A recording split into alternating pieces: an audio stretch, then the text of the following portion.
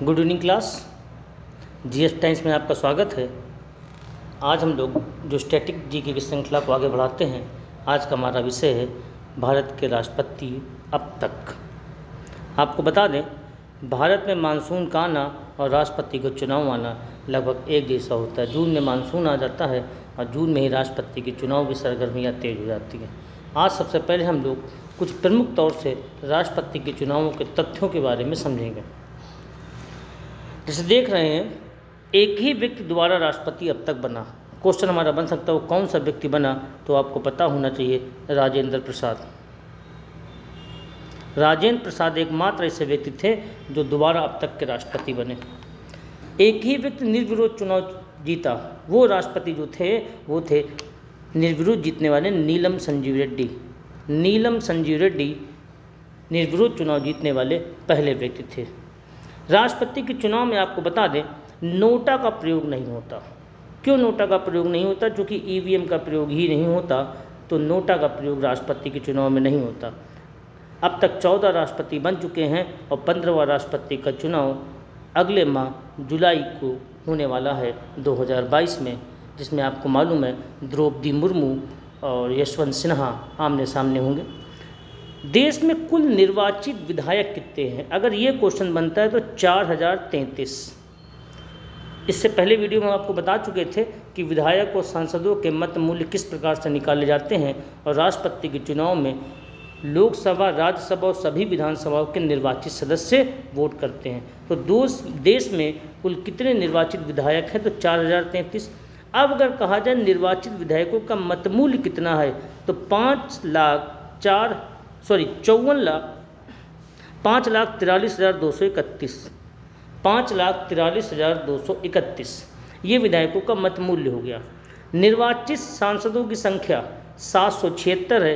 ये भी हम आपको बता चुके हैं, क्योंकि सांसद आपके अगर लोकसभा में देखते हैं तो 543 निर्वाचित होते हैं और राज्यसभा में 233 निर्वाचित होते हैं।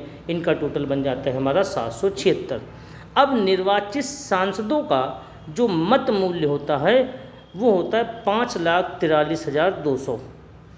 तो आपने देखा कि कुल विधायकों का मत मूल्य कितना है, कुल निर्वाचित सांसदों का मत मूल्य कितना है और कुल वोट की वैल्यू कितनी बन जाती है, तो 10,86,431। आपको हम पहले वीडियो में बता चुके हैं, राष्ट्रपति का चुनाव सीधे जनता के द्वारा नहीं होता। अगर ऐसा होता तो भारत की जो संसदीय परंपरा है वो दिक्कत में आ जाती कि सर्वोच्च कौन होता है। तो कुल वैल्यू हमने आपको बताई 10,86,431। अब जीत के लिए कितने चाहिए? हमने आपको पहले भी बताया, तो उस वीडियो में 50% से 1 प्लस कर दें तो हमारा जीत के लिए 5,43,216। अब द्रौपदी मुर्मू और यशवंत सिन्हा में जो इतना कोटा प्राप्त कर लेगा वो भारत का राष्ट्रपति बन जाएगा। अगर पहले राउंड में मिल जाता है तो पहले राउंड में नहीं होगा तो दूसरे राउंड में। ये टोटल इतना चाहिए, जिसको प्राप्त हो जाएगा वो राष्ट्रपति बन जाएगा। फिर आपको बता दें, पिछला जो राष्ट्रपति का चुनाव हुआ था वहाँ पे सांसदों का मत मूल्य 708 था और वर्तमान जो चुनाव होने जा रहा है 15वां, इसमें सांसदों का मूल्य 700 हो गया। वो हुआ इसलिए कि जम्मू कश्मीर की सीटें कम हो गई। जम्मू कश्मीर में को अब यूनियन टेरिटोरीज बना दिया गया, 2 बन गई, लद्दाख और जम्मू कश्मीर 2 यूनियन टेरिटोरीज बन गई। वहाँ पे विधानसभा थी, लोकसभा की सीटें भी थी, लेकिन वर्तमान समय ऐसा नहीं है, विधानसभा वहाँ पे नहीं है, तो उसकी सीटें कम होने से सांसदों का मत मूल्य कितना हो गया? 700 हो गया। आपको बता दें, राष्ट्रपति के चुनाव में सांसद और विधायकों को इलेक्टोरल कॉलेज कहा जाता है। अच्छा क्वेश्चन है, इलेक्टोरल कॉलेज क्या है? कि सांसद और विधायकों को राष्ट्रपति के चुनाव में इलेक्टोरल कॉलेज कहा जाता है। इनमें से प्रत्येक को इलेक्टर कहा जाता है। प्रत्येक को क्या बोलते हैं? इलेक्टर कहा जाता है। फिर देखते हैं, अभी हमने बताया कि इस चुनाव में ईवीएम का प्रयोग नहीं होता। बैलेट पेपर पे चुनाव पड़ते हैं। भारत का सर्वोच्च चुनाव आज भी बैलेट पेपर पर ही होता है। सांसद जो लोग वोट देते हैं उनके बैलेट पेपर का रंग हरा होता है और विधायकों को बैलेट पेपर का रंग गुलाबी होता है। ये इसलिए रखा जाता है कि मत की जब गणना हो रही हो तो आसानी मिल जाए। और आपको बता दें, एक निश्चित पिन होता है, क्योंकि हम आपको बता चुके प्रेफरेंस आर्डर में आपको वोट देना होता है 1, 2, 3, 4। तो निर्वाचन आयोग ये तय करता है कि कौन सी इंक होगी, कौन सा पेन होगा, सबका एक ही पेन होता है, अपने पेन से किसी को वोट नहीं देना होता है। ये निर्वाचन आयोग तय करके बताता है कि किस रंग की स्याही होगी, किस पेन से आपको वोट देना है। दल बदल कानून इस राष्ट्रपति के चुनाव में नहीं होता है। राष्ट्रपति के चुनाव में कोई भी पार्टी व्हिप जारी नहीं कर सकती है। ये हमने आपको कुछ तथ्य बताए। अब देखते हैं भारत के राष्ट्रपति के बारे में। कुछ जनरल तथ्य हैं जो हमारे एग्जाम में अक्सर पूछे जाते हैं, जो कि हमें पता होने चाहिए। भारत के पहले राष्ट्रपति डॉक्टर राजेंद्र प्रसाद। सीधा क्वेश्चन तो यही बनता है। आपको बता दें, राजेंद्र प्रसाद पहली बार 1934 में कांग्रेस के अध्यक्ष बने थे, मुंबई अधिवेशन में। 1939 में जब त्रिपुरी संकट हुआ कांग्रेस का और सुभाष चंद्र बोस ने कांग्रेस को इस्तीफा दिया, उसके बाद कांग्रेस में फिर अध्यक्ष बने त्रिपुरी में डॉक्टर राजेंद्र प्रसाद को बनाया गया। अंतरिम सरकार जब बनाई गई नेहरू जी के नेतृत्व में, तो कृषि और खाद्य मंत्री बने, मात्र 1 हफ्ते के लिए रहे, उसके बाद इस्तीफा दिया और संविधान सभा के स्थायी अध्यक्ष के रूप में कार्य किया। हिंदू कोड बिल को लेकर नेहरू से मतभेद हुए। हिंदू कोड बिल को लेकर नेहरू से मतभेद, ये क्वेश्चन कई बार हमारा पूछा गया। आपको बता दें कि राजेंद्र प्रसाद का सदाकत आश्रम पटना में स्थित है। सदाकत आश्रम को लेकर भी अक्सर क्वेश्चन हमारा बनते हैं। कभी कभी हमारे देश में बहस होती है कि राष्ट्रपति ताकतवर होता है कि प्रधानमंत्री ताकतवर होता है। वर्तमान स्थिति ये है कि राष्ट्रपति को रबर स्टैम्प की संज्ञा दी जाती है, लेकिन डॉक्टर राजेंद्र प्रसाद जो पहले राष्ट्रपति थे, ये रबर स्टैम्प वाले राष्ट्रपति नहीं रहे। सबसे पहले राष्ट्रपति इनको चुना गया 26 जनवरी 1950 को। राष्ट्रपति का पहला चुनाव 1952 में होता है, दोबारा 57 में होता है। एकमात्र राष्ट्रपति रहे जो कि 2 बार राष्ट्रपति चुने गए। उसके बाद राष्ट्रपति बनते सर्वपल्ली डॉक्टर राधाकृष्णन। ये देश के पहले उपराष्ट्रपति रह चुके थे। इनका सबसे अच्छा क्वेश्चन आपको पता होगा कि टीचर्स डे 5 सितंबर इनकी याद में ही मनाया जाता है। आप 19 वर्ष की आयु में दर्शन शास्त्र के प्रोफेसर हो गए थे। कहा तो ये जाता है कि ये साइंस साइड यानी साइंस विषय में ज़्यादा रुचि रखते थे, लेकिन एक बार अपने किसी रिश्तेदार के घर जाने पर इनको दर्शन शास्त्र की किताबें मिली, विषय अच्छा लगा और फिर उसी को आगे इन्होंने बढ़ाया। 1926 में हार्वर्ड यूनिवर्सिटी में भाषण।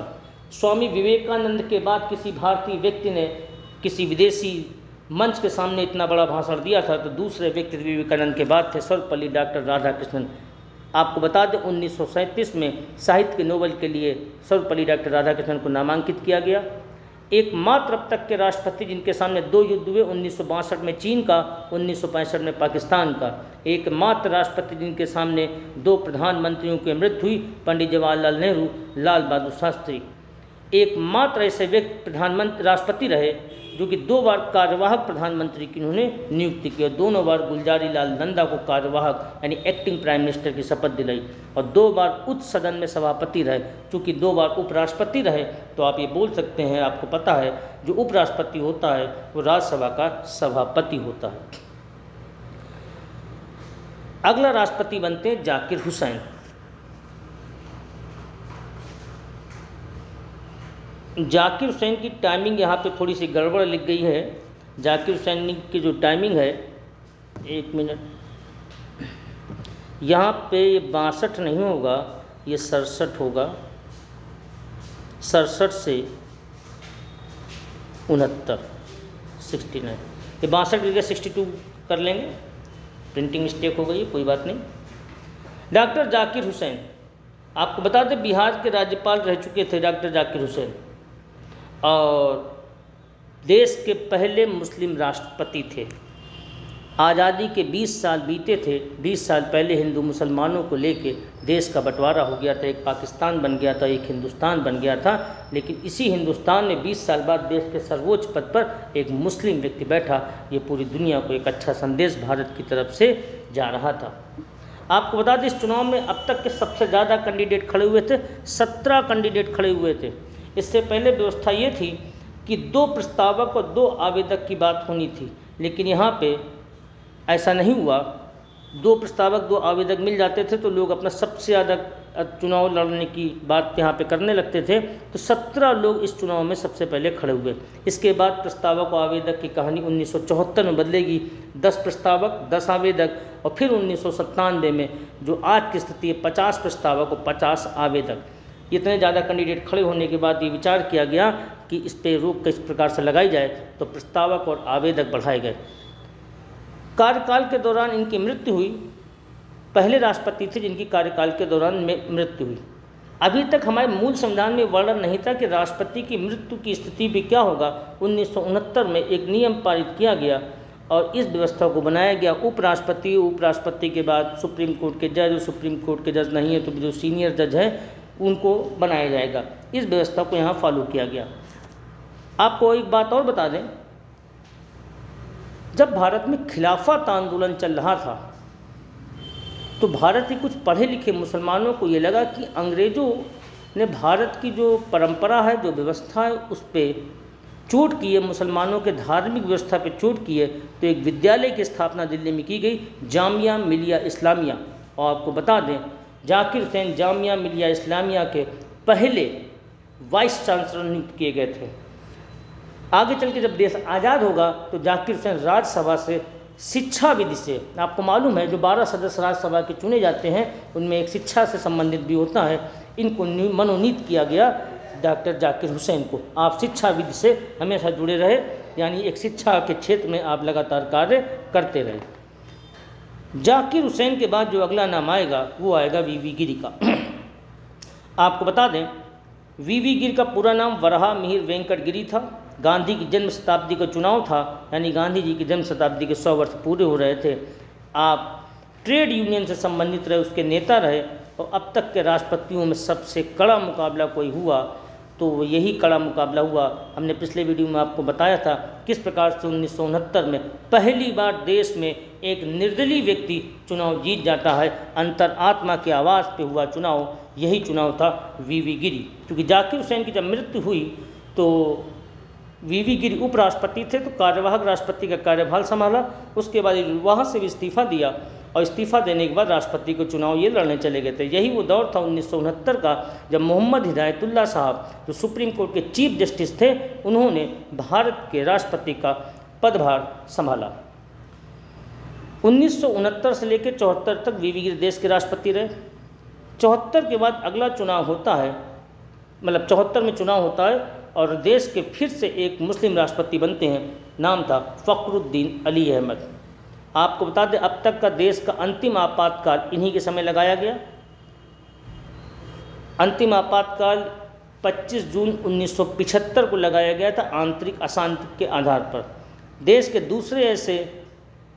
के दूसरे मुस्लिम राष्ट्रपति रहे और देश के दूसरे ऐसे राष्ट्रपति भी रहे जिनकी कार्यकाल के दौरान मृत्यु होती है। तो कार्यकाल के दौरान अब तक सिर्फ 2 राष्ट्रपतियों की मृत्यु होती है, ध्यान रखिएगा। दोनों मुस्लिम थे। जाकिर हुसैन पहले उनकी कार्यकाल में मृत्यु होती है, दूसरे हमारे फ़खरुद्दीन अली अहमद थे, ठीक है। और ये देश के दूसरे मुस्लिम राष्ट्रपति थे। अगला राष्ट्रपति बनते हैं नीलम संजीव रेड्डी। यहाँ पर हमने डेट आपको मेंशन की है 25/7/1977।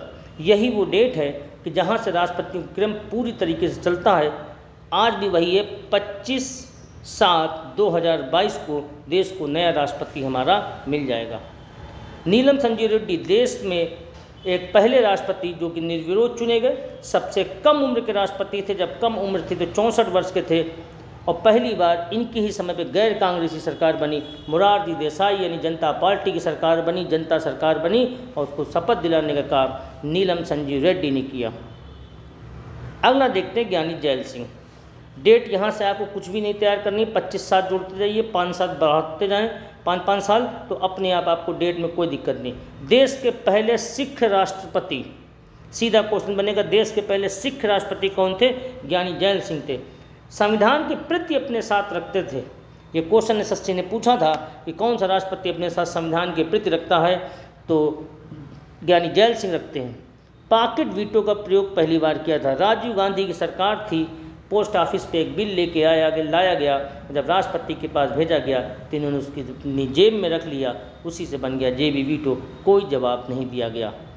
तो पॉकेट वीटो को लेके, संविधान के प्रति लेके क्वेश्चन बनते हैं। पहले देश के पहले सिख राष्ट्रपति रहे।